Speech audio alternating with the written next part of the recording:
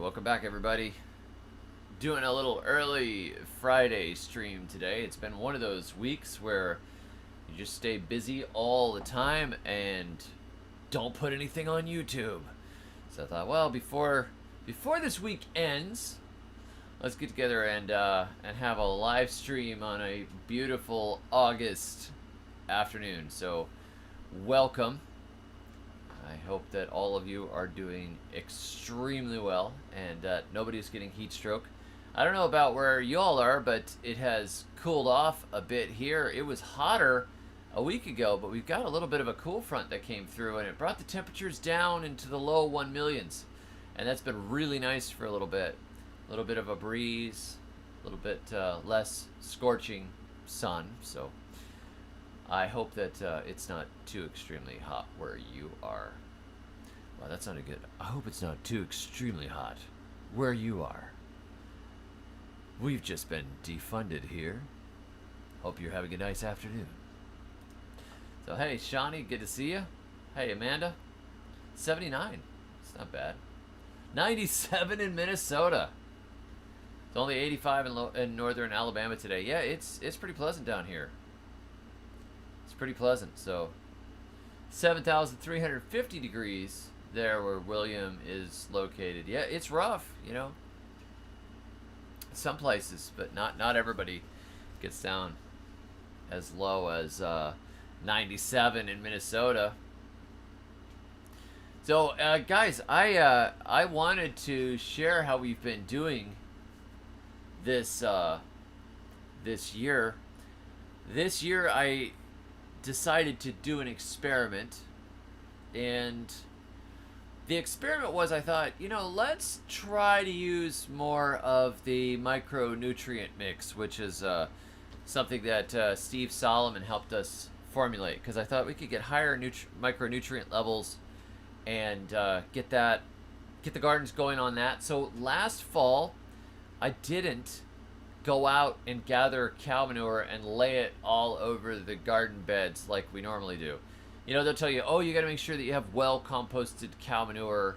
You know, you've got to make sure that it's been cooked down in a pile for a year or something like that. But we don't bother with that.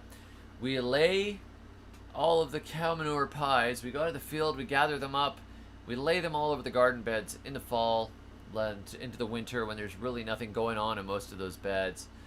After we pull out our last big fall harvest, where we pull all the sweet potatoes and we dig up the Jerusalem artichokes and we grab the last of the pumpkins, and it's the frost is coming in, and we just throw cow pies down the entire bed.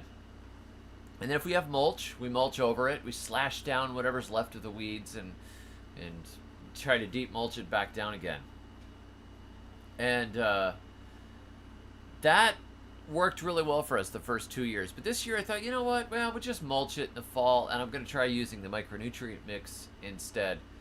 And so we also decided, instead of, you know, putting in all the potatoes and sweet potatoes and stuff that we normally put in the spring, let's try some things like carrots and peppers and tomatoes and things again, you know, like normal garden fare.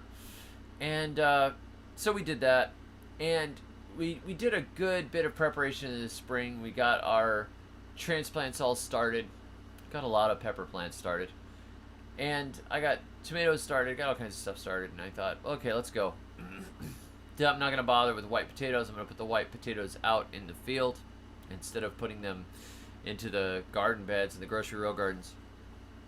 And we went ahead and we did it. And we got our transplants in. We got some stuff fed nicely. We put some more mulch as we could. And then I got sick. And I was sick at peak planting season for over a week. And then I got better. Mostly better for about a week. And then I got sick again. Really sick. For over another week. And that second time I got sick, it was accompanied by an ear infection.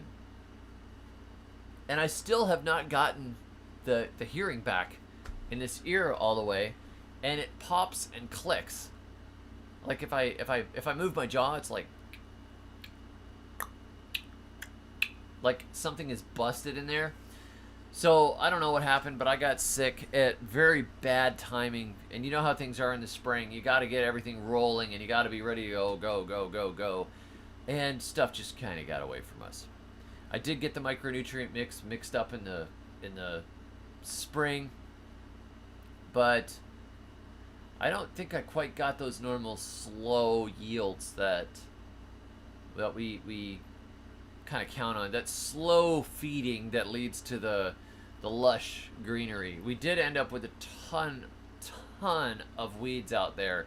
We didn't have enough mulch, and we just didn't quite have it together. It was going pretty well, and then it fell apart. So it was one of those years, like my dad always used to say, watching the Miami Dolphins. Every year he would say, this is a rebuilding year. This isn't the year that they go to the Super Bowl, but this is a rebuilding year. It's important to have a rebuilding year. So it's a rebuilding year. That's what it is. Interestingly, we did have really good luck with our watermelons this year. Our white potatoes, not so much. The corn did well, and we've got some good yams coming in. Some of our perennials did pretty well. They're getting there. But the cold of this last winter destroyed the cassava that we were trying to carry through, and there's no moringa left. So some of those things, they just, I get 8 inches of snow, and it gets down to the low teens, or maybe even some reports were saying it was as low as 10 or 11 degrees. Not great. Another thing that we did this spring is we built up our nursery business some more, started propagating some more. I am actually hoping to start a physical nursery retail location, and I've been putting a lot of effort into that, but I'm not going to jump the gun and tell you guys all about it yet. There's a possibility we might be doing a really kind of awesome fall grand opening, Lord willing, and the creek don't rise. But I want to show you here our yields.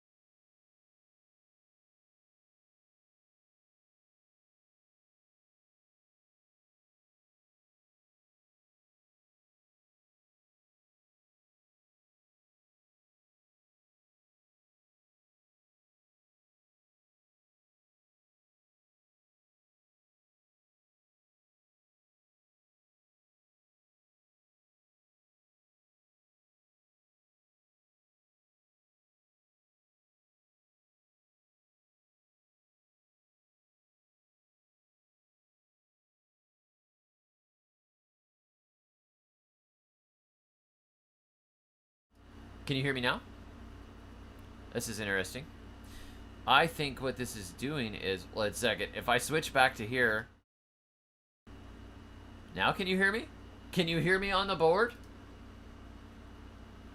Can you hear me when I'm talking on the board now? Okay, I see what it did. It's a thing inside of the studio. Apparently, when I switch scenes to show the board, it removes the mic, because why wouldn't you? All right, so here we go. I'm sorry. Let's go back. I'll go back to the top. So you can see that we broke through 1 ton of yields, 2,266 pounds. But as you look over the board, things are kind of weird here. We have turnips at 4 pounds. That's left over from last year. We had planted some in a food forest project. We did a food forest challenge in my school group. Some of you guys were there for the food forest challenge. We did a food forest challenge, and we had everybody planted food forest. We got over 50 people to plant their first plot of food forest. So I planted a little food forest section as well, and I planted turnips in it as a ground cover in the fall. So those 4 pounds of turnips are leftovers from that. The tomatoes, you see 18 pounds up here, and then 3/5 of the way down the board, you see 64 pounds. So we got 82 pounds of tomatoes total, which is not great. It's about half of what we got last year. And that is because we got fancy with our tomatoes, and we decided to plant old heirlooms and beefsteaks and some other things instead of the aromas that we did so well with last year. We planted them in the greenhouse, and they did great. So we thought this year, oh, let's try those fancy ones. Let's plant some fancy tomatoes. Well, guess what? They don't do as well as Romas. We did much better with the Romas. Even though we planted more tomatoes this year, we did much better with Romas. So that, lesson learned. We'll go back to the tried and true Roma tomatoes so we can have lots of canned stuff. 42 pounds of cassava we dug out of the ground. 30 pounds of daikon radishes. 41 pounds of Dioscorea alata yams. 34 pounds of ube. 30 pounds of salad radishes. It says 1 pound of mulberries, but we probably got more than that. It's just we tended to eat a lot of them. It was probably something more like 10 pounds. Cucumbers, we didn't do well with cucumbers. Right around the time I should have been taking care of the cucumbers, I was sick. And they just didn't take off great. They got lost. They got lost in the weeds. Now we get down to the potatoes. Now the potatoes is so sad. I gotta tell you guys about the potatoes. 253 pounds of potatoes. That sounds pretty good, right? Look at that. 253 pounds of potatoes. Yeah. We planted over 200 pounds of seed potatoes. That's terrible. We should have gotten something like 1,000 pounds of potatoes. Isn't that ridiculous? So yeah, we got 253 pounds by planting a little bit over 200. So isn't that crazy? Pretty sad. But potatoes, I have told you guys before, but this is not a great place for potatoes. They don't like it here. They get every kind of blight. They get rot. They fail to thrive. The fire ants tear them up. We got all kinds of problems with potatoes. I keep thinking this year is going to be the year for potatoes. I asked the commercial people, what would you do to plant potatoes? Oh, we put down, triple 13 or whatever and do it. And I think I did throw some of that out there. I think I threw like a half a bag of triple 13 out there, but I don't know how much you're supposed to do because I have no idea what to do with commercial fertilizer. But I tried it. It was like, hey, what the heck? I'll just try it like you guys try it, and then maybe I could tweak it organically next year. Well, it still failed. Forget it.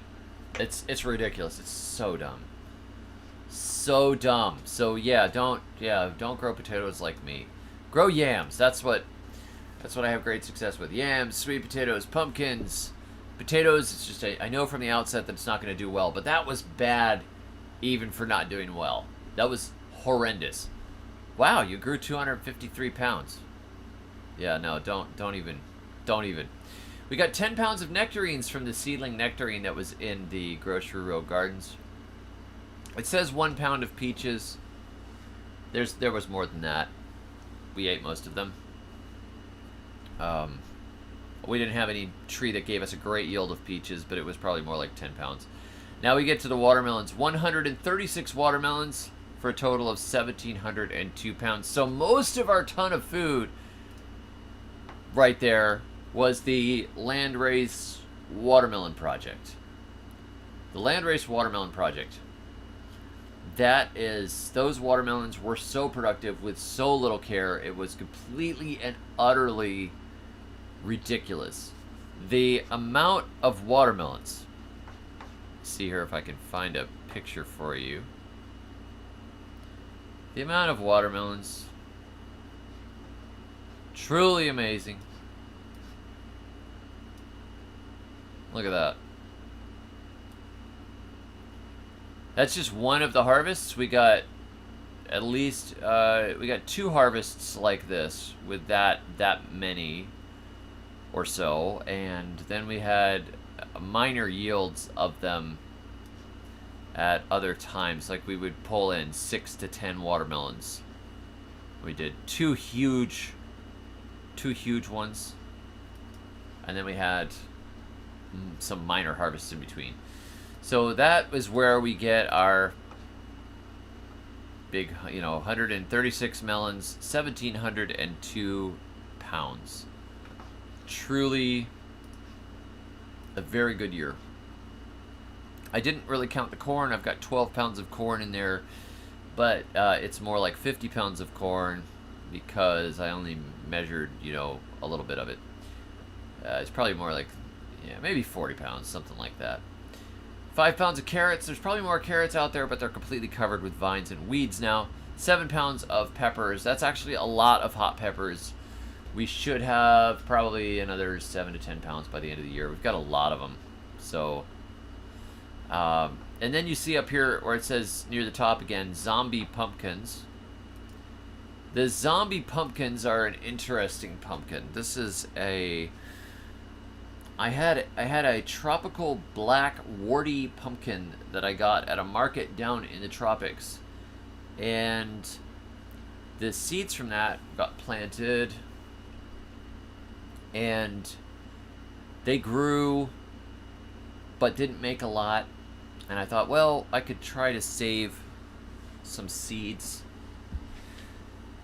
and try it again. So I got one black pumpkin and I saved the seeds from it and I planted it out in the field. I planted all the seeds that I could get out of the big field plot. Well, when they grew out, they didn't come out as black pumpkins again. They came out as a cross between Seminole pumpkin and this warty black pumpkin. So we got the weirdest, ugliest, most just bizarre, utterly bizarre pumpkins. I'll see if I can find a picture for you. They're freaks. Now let's see if I can find a shot here. I know that I've got some. Somewhere I've got some zombie pumpkins to show you. Let's see. I call them zombie pumpkins because they look like weird, warty, bruised, creepy looking pumpkins. Let's see, here we go. Here's a good one. Look at that thing. Look at that. Isn't that a freaky looking pumpkin? That's freaky looking. I mean, I'm not gonna lie, man. That's a freaky looking pumpkin. Here's another one. Another weird looking pumpkin here. These are extremely strange. But we opened one of them up the other night and it was delicious. So I think we may have accidentally made a new variety, which is cool. But it was extremely, like a really nice, dense flesh and very good, nutty, sweet flavor. It had some of the best attributes of a Seminole pumpkin, except it was ugly as sin and it was larger and had a smaller cavity on the inside. So that variety will now, it's one of those happy accidents, I guess, where we didn't mean to do that. We were trying to save the black tropical variety that I thought was so cool, and it ended up not being that way. So we ended up with a cross. I actually did not think that they were both Cucurbita machata, but apparently the Seminoles and that tropical pumpkin were both Cucurbita machata because they crossed, and they gave us the zombie pumpkins. And so I'll plant those next year, and maybe we'll stabilize them a little bit.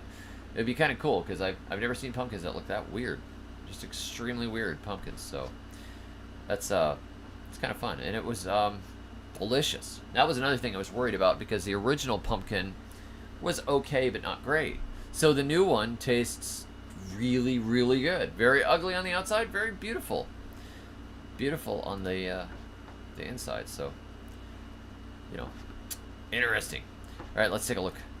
Here we go. We have zombie pumpkins, and you can see. So pretty much here, our best yields were on pumpkins and on the watermelons. The watermelons have just, man, those things have gotten crazy. This land race, where you cross 25 varieties of something for 4 years and then just save from the winners. For the watermelons, those were the easiest to grow watermelons we've ever grown. I never thought that we would grow so many watermelons we would be extremely tired of eating watermelons. But that's what's happened. We actually couldn't even eat them all. It was impossible to eat them all. So the cows ended up getting some watermelons. The high value part of it is the seeds at this point, because the seeds are now a adapted land race, at least a land race in progress. It might be a few more years before it's an official land race, but a land race in progress that has given us a lot of vigor. It's very easy to grow. It grows in poor soil, takes humidity, rain, drought, etc. So that is the valuable part of it. So a few people ask me, why don't you sell those watermelons by the side of the road? It's like, well, because my son needs the seeds for the land race, and he is selling some of the seeds for the land race. So if you look at the description of this video, I have the link to my daughter's seed store, and she has some of those seeds in there still, but eventually he'll sell out of them because he's got a lot of them that are for next year. So it's gonna be interesting to see if they're just gonna keep this vigor. It's like they've gone up year after year. The vigor of them has increased. So this year they were just really, really good, crazy good, crazy productive watermelons that grew like weeds. So I think anywhere that you're, tropical humid conditions, they should probably do well, because we've had some nasty combinations of drought and then a lot of rain.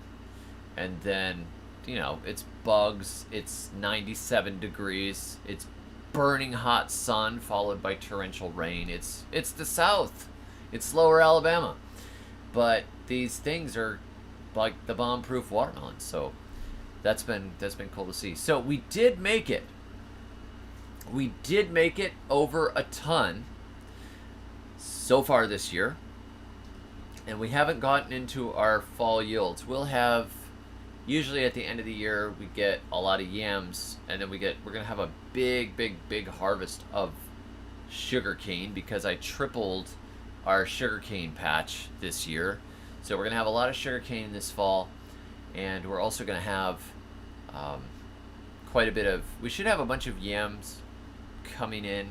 We lost some of our ube yam this last year because it was so cold and wet in the winter that it caused the roots to rot in the ground. So normally we could expect to have yams this big by fall, but a lot of the yams rotted in the ground, so we had to start some new ones. So it's interesting. Our other fall stuff, we should have probably a few more pumpkins. We should probably have another couple dozen pumpkins coming in, and we've got our persimmons coming still. We've got a few apples that are going to be coming in. Most excitingly, though, is that I have been building up the plant nursery. We have 2 big fall events. Actually, one of them is a summer event. I don't know if you guys saw the link at the top of the chat, but if you are near Defuniak Springs in the Panhandle, in Defuniak Springs, there's a little nursery called the Potting Shed that opened a year ago, and I met the owner, and I was invited to go and talk at their coffee club that meets once a month, and they talk about food forests. So we decided to kind of turn it into an event, and so the tickets for it are cheap. It's $15 to go, but you get to shop the nursery, we get to hang out, and also I'm doing a deep dive into my greenhouse and bringing all kinds of interesting things that you would have a hard time getting otherwise. So a lot of food forest plants, some forage plant species, some rare fruits and other things. So that is going to be on the 22nd of August. It's going to be start your food forest the easy way. So start your food forest the easy way is to talk, and then afterwards we're just going to shop and drink coffee, and I'm going to wander around the nursery, and we'll just all hang out until we get bored of hanging out with each other. So if you want to come over to that, I put a link at the top of the chat. I hope to meet some of you over there. I like these in-person things. It's a lot better than just kind of talking to the screen on YouTube. I like seeing everybody in the chat, but it is cool to meet people in person and be like, oh, you're kitty cat number 470. Nice to meet you in person. You know, it's pretty funny. But I've actually met quite a few of you. I know many of you I've actually met in person. I've had lunch at Amanda's house, for example. I gave a talk over at Carolyn Food Forest's place. Yeah, some of you guys I've met in person, so it's been a lot of fun to do these in-person events. So that's the first one. Plant sale, food forest talk, hang out with coffee. So that is August 22nd, and the link is at the top. But the big one for the year is Scrubfest. So Scrubfest, let's see if I can find a picture of that. I could drop things right onto the screen. It's cool. Here we go. Yeah, there we go. Look, I could drop this right on the screen. Check this out. Ta-da! Scrubfest 4. Scrubfest 4 this is our big. If I move this way, you can look at that better. That's Scrubfest 4 is this will be the 4th annual Scrubfest, where we sell. We have a big food forest plant sale, but we also have multiple speakers and inspiration and live music and food vendors and all kinds of stuff. I'm actually going to be playing a set of songs live at this one, so if you don't like that, you just have to go probably see if you could get some toilet paper or something to stuff in your ears or whatever for that bit of it, but the rest of it you'll appreciate. And for those of you that are there for the music, you'll have fun. Shane is going to sing as well. So my son and I are going to play a set at the event, but obviously that's not the important part. The important part is that it's a really good food forest event, and it's a great way to break your analysis paralysis and get your food forest to the ground, and it's good timing. So that's October 11th, and we've got Tim Armstrong from Eat Your Yard Jacks is going to be there. Stan DeFreitas, who wrote the original book Florida Gardening, that is a classic Florida gardening book. That is the book that I read when I was a kid, and I met him, and he is coming to the event, so it's super cool. Seed the Stars are going to be there. They are a really good Florida seed business. They are excellent, very knowledgeable, and they have a great selection of seeds. And then Shannon's going to be there with her Food Over Pharma. She is a former CrossFit powerlifting champion, and she's a boss, and very intelligent, very good speaker, and very sharp on what's going on with our food supply right now. And then Elise is going to be there from the Urban Harvest. Oh, you guys probably follow Elise, so that's going to be nice to have her there again. She focuses a lot more on your Florida backyard gardening, obviously Urban Harvest. And then I'm going to be talking about getting your food forest started. It's a really good event. There's link to get tickets to that in the description of this video, and as always, kids can come to this event for free. So if you have a big family and you want to come, I don't care if you've got 15 kids, it's fine. You can bring them all for the same price as if you have one kid, which is free. Adults have to pay for tickets, but kids get in for free. So that's kind of something we started doing from the beginning, because we realized a lot of these homestead families, it gets ruinously expensive for large families, and also the kids are the future. So if the kids want to go to a gardening event, that's awesome. So Atlanta Gardener says, why didn't you count the melons toward the Grow 500 challenge? I was trying to limit myself on the Grow 500 challenge because, and for those of you who don't know, we did a challenge this spring in my school group. It was called the Grow 500 challenge. Can you grow 500 pounds of food in your garden by August 1st? And a few of you guys made it to 500 pounds of food for the first time in your garden. But I thought it's not fair to count the watermelons because I did not plant the watermelons in my normal backyard garden. I planted the watermelons by tilling up a big area with a tractor. And so it's not really fair to do kind of a commercial plot like that and compare it with everybody that's working in their backyards. It was a contest for backyard gardeners and small space gardeners, not for, what I could put in an acre of corn. Because I could plant an acre of corn with the tractor and be like, ha ha ha, look at that, man, I beat it for the challenge. But yeah, so I actually didn't beat the Grow 500 challenge because of getting sick in the spring and it all fell apart. But fortunately, I had those big field plots out there, and the kids helped me work on those and get those in when I was feeling all right. So, if you claim to be 3 kids standing on top of one another in a trench coat, can you get in for free? No, we would think that you were an adult. And should probably just charge you the regular adult. I do not own a kukri knife. Hey, Sarah, you actually managed to catch a live stream. So, Carl says, as a native Floridian, I can confirm that that's an authentic garden gator, famous for their green thumbs, obviously. Yes, that's right. Hey, Alexis. Yeah. Awesome. Nice to have met you. So, yeah, man, we had a lot of fun at those live events. So, I'm really looking forward to this one at the nursery that's coming up on the 22nd, Defuniak Springs. It's a little bit of a drive for us, but it'll be fun. And then, of course, Scrubfest is always a blast. You just got to get the tickets and go to Scrubfest. It's an event. It's an event, and there are so many plants there. There's so many plants there. It's ridiculous. I'm very I don't know, Sam's Nursery, I always go in there and I shop it first. But this time I'm actually bringing my plants as well. And so we'll actually have probably 4 or more plant vendors instead of just Sam's Nursery. And Sam's Nursery was already epic. So it'll be super epic. So I hope to see some of you guys there. Does anyone sell wine near Ocala? Yeah. Yeah, Publix has it. Publix has wine.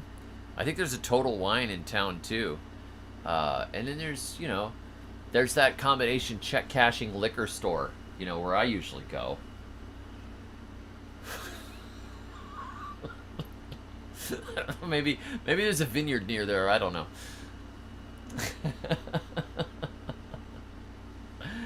Aurora says, I wish there were more events in South Louisiana. I always have to travel for events. Sarah says, what's the weirdest plant you think will be for sale at Scrubfest? Sam has some really weird ones. I'm going to be bringing Chinese water chestnut. I think that's pretty weird.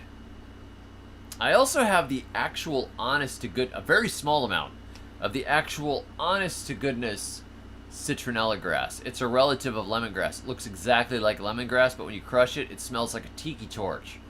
It's great.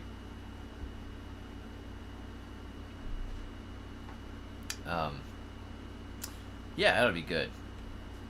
It'll be good. It'll be fun. I was trying to think of what else. What other weird plants that will be there.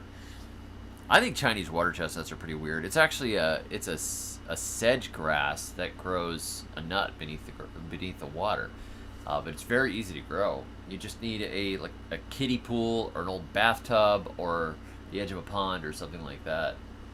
And I've had them freeze off at the surface of the water and just come back fine again the next spring. So even though they're tropical, they're more cold hardy than you might think. What other weird things? I've got naranjia. Solanum quitoense. Naranjia is a cool one. I don't know how weird it is. It's pretty weird. It's pretty weird. What else we got? Pereskia. I've got some Pereskia.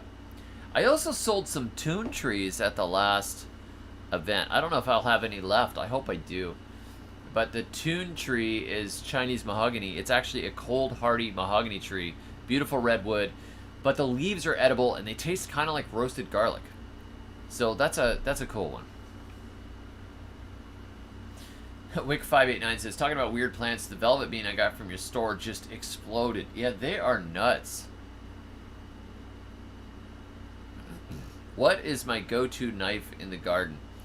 My go-to knife in the garden is a Martindale Cutlass style mongoose machete. That's about a 16-inch machete. That one is my favorite. I use it for everything, but I have lost my current model of it, and I'm not sure where I put it. So I'm using like a regular Colombian short style machete. I like the shorter machetes better for the close-up work in the garden. I use them for transplanting, I use them for pruning, all kinds of things. If you're fast enough, you can actually prune a tree with a machete if it's sharp enough, and you can really slash through it.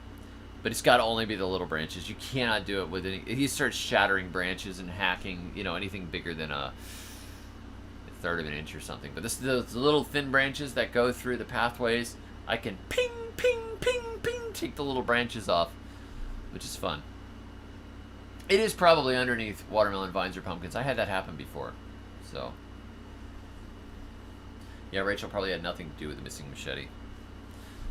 So, when should you plant cover crops? It depends on what you're planting. I mean, right now, if your garden has pretty much petered out for the season, you are down where it's hot. So, plant like black-eyed peas and mung beans right now.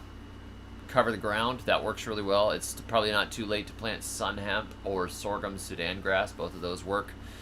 When it gets towards fall, it's time to plant the fall cover crop stuff. Like you could put out turnips and daikons and rye and oats, wheat, all those kinds of things. I really like the rye, the grain rye, cereal rye in the fall. That's a good one. You can also put in Austrian winter peas.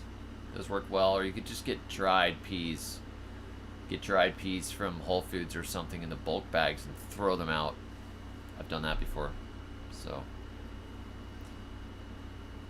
Sarah says, thanks again for spreading the word about adaptive gardening shenanigans. I've got first-year watermelon and second-year grain corn projects going thanks to you. It's great.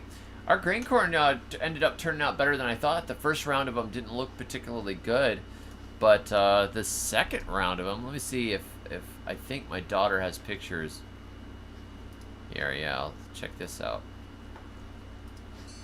I will drop it in the chat here.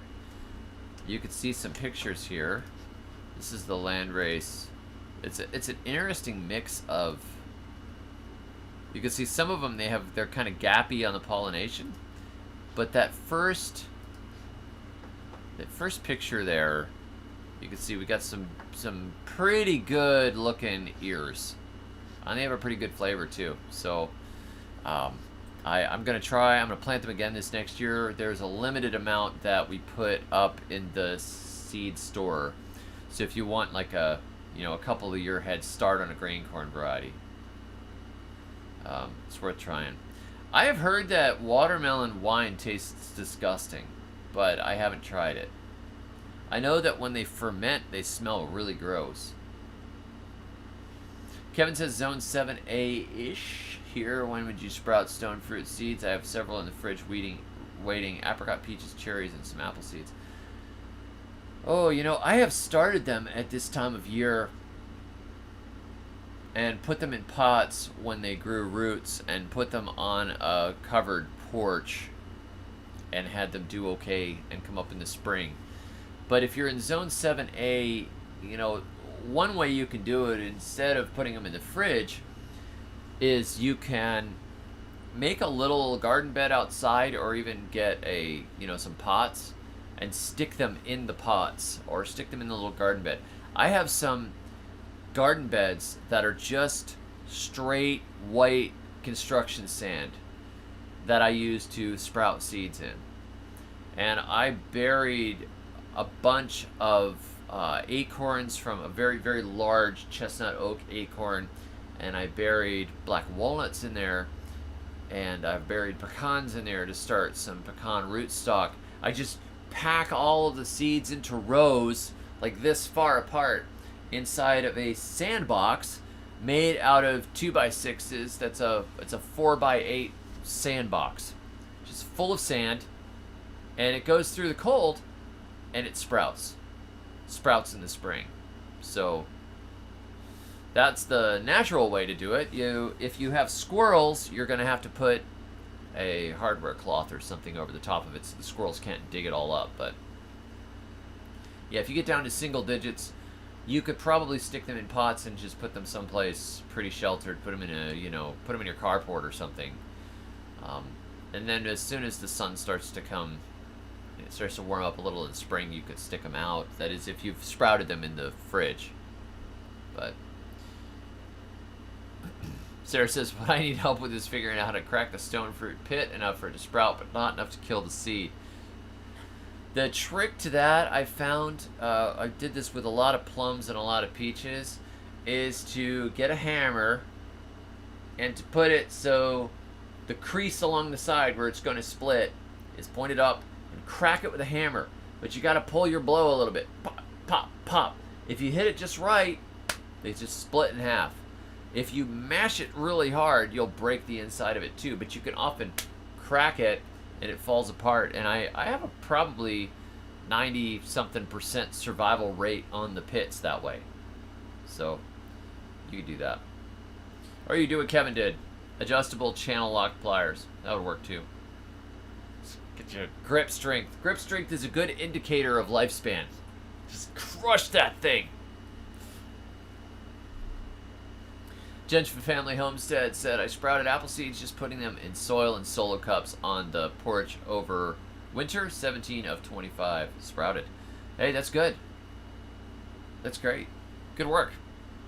I got a lot of little apples out there in the garden in my sandbox bed right now. Bunch of little sprouts in there. They're all going to be rootstock. They're from northern varieties, so they're not going to be the best for trying to grow out here to full-size trees, but it's kind of exciting. It's kind of exciting to just see the rows of rootstock. I'll actually let them grow all the way through the year, all the way through the winter. Then the next fall, when they're all a bunch of sticks about this big, they'll all get overgrafted and transplanted. So if grip strength is an indicator you're in trouble, yeah, you need to get your grip strength up. So good luck. Well, guys, I have to get running. We got some stuff going on this evening that I have to be around for. But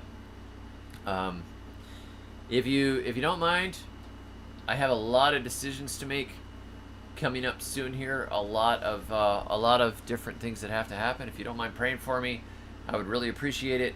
I am hoping to open my own farm and garden type store.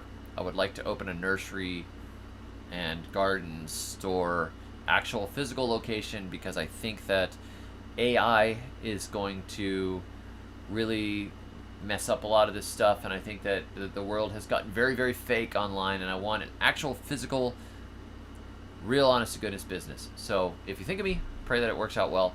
And if you can come to our upcoming events, that would be really great to see you. There's Defuniak Springs, August 22nd, Scrubfest, October 11th. So God bless you all. Have a great rest of the day and a great weekend if we don't meet again. Hopefully I'll get back to filming some videos before too long. It's been extremely busy, and you know how it gets in summer. It gets over 1,000,000 degrees outside, you just don't feel like doing it anymore. So have a great rest of the weekend. God bless you all. And until next time, may your thumbs always be green. Look at that, it made a thumb on the thing. That's really helpful. Thank you.